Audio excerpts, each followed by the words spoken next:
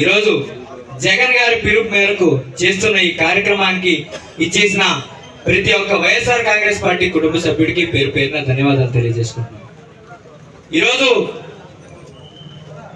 మనం చూసుకున్నట్టయితే ఈరోజు ప్రభుత్వ పరిపాలన ఎట్లా ఉందంటే,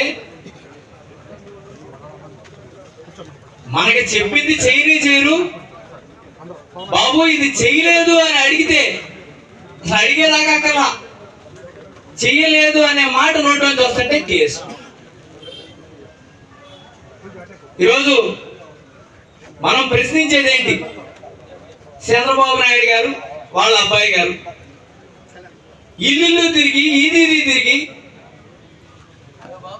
మీకు ఉద్యోగాలు ఇచ్చేస్తాం, ఇంటింటికో ఉద్యోగం ఇచ్చేస్తాం, ఉద్యోగం ఇవ్వలేకపోతే నెలకు 3,000 పంపిస్తాం అన్నారు. సరే, నిరుద్యోగులు అందరూ నమ్మారు. అబ్బో, చంద్రబాబు గారు పవన్ కళ్యాణ్ గారిని కూడా వేసుకొస్తున్నాడు, ఇద్దరు కలిసి ఖచ్చితంగా చేసేస్తారేమో అని ఆశపడి ఓట్లు వేస్తే ఈరోజు సంవత్సర కాలం గడిస్తే నువ్వు ఇచ్చిన కొత్త హామీలు అదే పిల్లలకు కనీసం ఫీజు రియంబర్స్మెంట్ వేయలేని పరిస్థితిలో ఉన్నాం. పోనీ నిజంగా రాష్ట్రం ఇబ్బందిలో ఉంది, ఖర్చు పెట్టలేకపోతుందంటే వైజాగ్ వెళ్ళి మ్యాట్లు వేసి యోగా చెయ్యి అడి తిప్పుతున్నాడు, ఇటు తిప్పుతున్నాడు, అడి తిప్పుతున్నాడు, ఇటు తిప్పుతున్నాడు మన మోడీ గారి దగ్గర. దానికైనా ఖర్చు ఎంత సార్? ఒక్క సంవత్సరం నీ పిల్టీలు యోగాలు ఆపుకుని పిల్లలకి ఫీజులు వేస్తే సంవత్సరం నీ రాష్ట్రంలో పిల్లలు ఇబ్బందులు లేకుండా చదువుకునేవాళ్ళు అవునా కాదా? అదొకటే ప్రశ్నిస్తాం.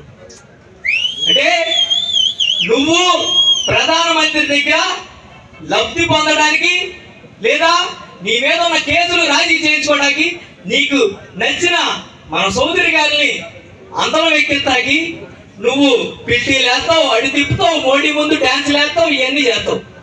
కానీ సార్, నా రాష్ట్రంలో నేను ఒక అసమర్థ ముఖ్యమంత్రిని, నేను నా రాష్ట్రంలో ఫీజు రియంబర్స్మెంట్ కనీసం సంవత్సరం గడుతున్నా కూడా అమలు చేయలేకపోయా, కనీసం అప్పు ఇవ్వు అని అడిగేవా?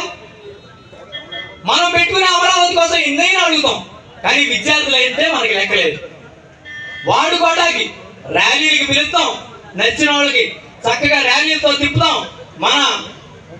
మనం ఎంత పోటీకాలం చూపించుకోవడానికి విద్యార్థులు వాడుకుంటాం, కానీ విద్యార్థులకు ఫీజులు వేయడానికి మన దగ్గర తప్పు లేదు.